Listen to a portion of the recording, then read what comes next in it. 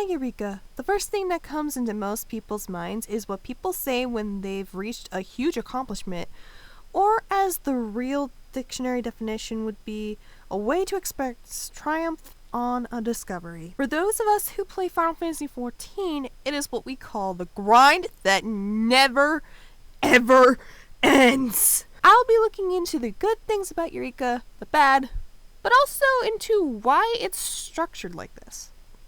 But first, we must time travel. Come with me on this journey. We land in 2002, where the PS2 is on the rise, and PCs were still kinda more of a research machine. In my household, at least. On May 16, 2002, Japan gets the first MMO on PlayStation 2 that can cross-play with PC. Final Fantasy XI. It would come later to the West on October 23, 2003, with the Xbox 360 version to be released on April 20th, 2006, following the third expansion, Treasures of Eureka? I'll stick with that. It was not like any other Final Fantasy game at that time because 1, it was in need of an internet connection to play with other players, and 2, it was not a single-player game like any of the predecessors. The game was unique with the way it handled quests, dungeons, and boss battles or primal fights. The one thing that was different was if you died and you went back to the previous location, you would lose experience just for raising yourself. Gee, I worked so hard to level only to get it simply taken away. Great, makes me not want to die! Fast forward to 2016, after Final Fantasy XIV's disaster of a 1.0, which was only Final Fantasy XI's mechanics with better graphics, only to then be destroyed and rebooted 9 months later with a more positive reception.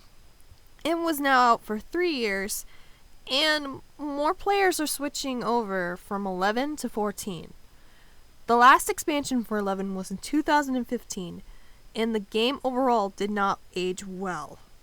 It was time. On March 31st, 2016, PlayStation 2 servers and Xbox 360 servers were shut down. Now you can still pay a small subscription to play 11, but only on the PC nowadays. And there are some people who play the game every now and then. Now that we have some of the history out of the way, let's talk about why we had to go through all of that info in the first place. On March 20th, 2018, during the 4.25 patch update in Final Fantasy XIV, we got the first part of what I call the grind pit! Eureka! Now, here's the thing. In Eureka, you are trying to just research this whole island. And you find out Eureka was the Isle of Val, the Charlene University that blew up earlier on in the 2.x patch cycle. Now you have to walk around the areas to fight monsters to not only get elemental experience, completely different from regular experience, but also get crystals that go towards your relic weapon. Yeah, you heard me right. They decided to put the relic weapon, the coolest and most powerful weapon, in this grindfest. They also put the relic armor in this place. But the armor? I'll stick to the Scavian armor. Now, why do I call this the grind pit? Because you do nothing but grind, and you guessed it, grind. Grinding mobs, grinding the fate monsters, also known as notorious monsters.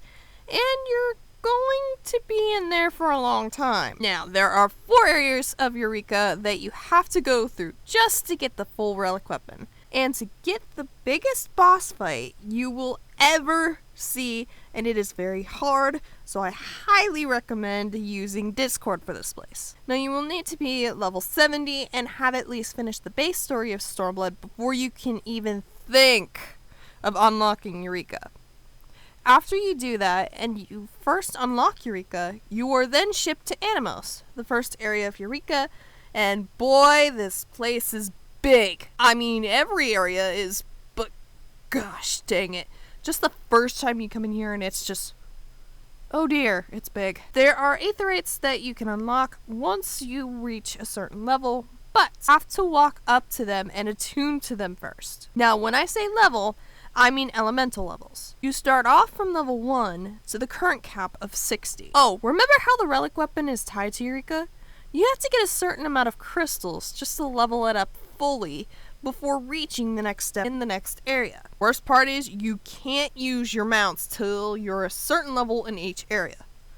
These places are huge! You expect me to walk everywhere and not die from the monsters? Gee, thanks, Square! Now, I will tell you which areas, based on how I rate each areas, you can expect to be a pain and which will be a breeze. Hydatos is definitely the best area given it's spacious. You have room to move and you level up faster.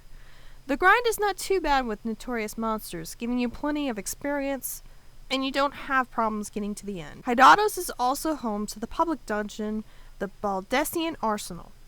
This dungeon is no joke, so be prepared and have buddies on your side. You never know what can happen. Pyros before Hydatos is simply in giving great XP, but you will have trouble mainly because in the later areas you will have trouble moving. You will also have to try and avoid the dragons, like in Pagos before it, because goodness, those guys can kill you quickly. After you get your first relic weapon to max in Pyros, you can farm light by using the kettle from Pagos. Best advice, use notorious monsters to get light. Once you have enough light, you can go to this forge, like in Pagos, and it will give you these crystals that will be used to roll stats onto your relic weapon. Yep, the stats are RNG, so good luck getting the best stats. Thankfully, you can always grind here and keep trying for the best stats. Animos is the first area of Eureka, as I have said before, and it's a good place you get a decent amount of experience and crystals to start off with. But we'll have to deal with the monsters right away as you exit the camp, aka the safe zone. And it's a bit hard to get those crystals from mobs, so best bet is doing a train to get the notorious monsters. Also, the trek is not too bad, but always bring a buddy with a regalia mount to get ready for a joyride. And finally, the worst one out of all of Eureka, Pagos. Not only is it hard to traverse, and it's also too big of a map to get through without a mount, and has the worst placement of aetherites in all of the areas. On top of that, you have issues with players having to run huge amount of spaces just to get to the notorious monsters, even if they have the aetherites unlocked. Also, you have to traverse past these dragons, and they are in places that you don't want to be at, and they try to kill you if you even run. Yeah, this one made me want to lose my hair after about a week trying to get the stuff necessary to get my relic weapon. Speaking of the relic weapon, this place has you doing light farming to get those little crystals in order to get your weapon upgraded, along with the crystals you get from notorious monsters. Sounds easy, right? No! Nope. The best way of doing that is getting 2 notorious monsters, and that is hard to get to, especially if you don't have your mounts unlocked. And it increases the amount of light you need to get with each step. Also, to get to the forge in this place, you have to go to this area, then pray you drop onto a ledge without getting caught by a monster or the dragon there, then trek in there where there are more monsters.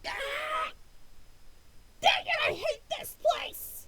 Now that I have that out of my system, let's get down to why people either love Eureka or want to run away like their pants are on fire. But first, the story. Now, in the Eureka storyline, you are helping Cryo Baldessian, one of the scions of the Seventh Dawn, introduced in Heavensward's patch 3.1, with her research of this place.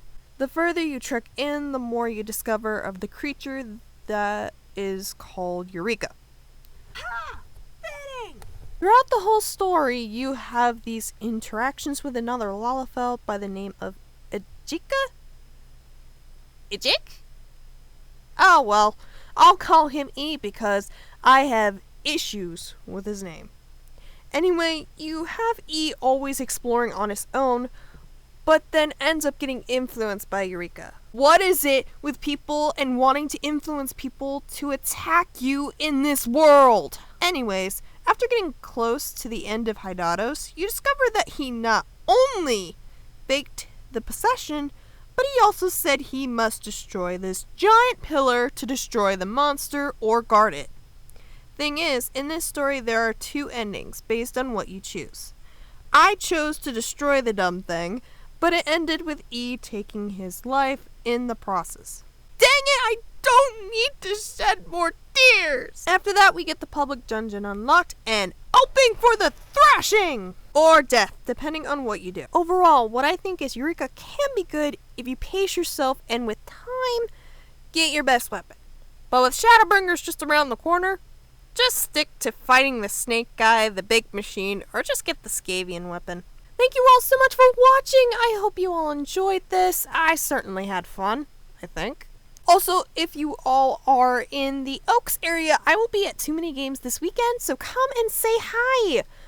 Well, I'm off to the next part, which is to climb the Crystal Tower again. Goodbye!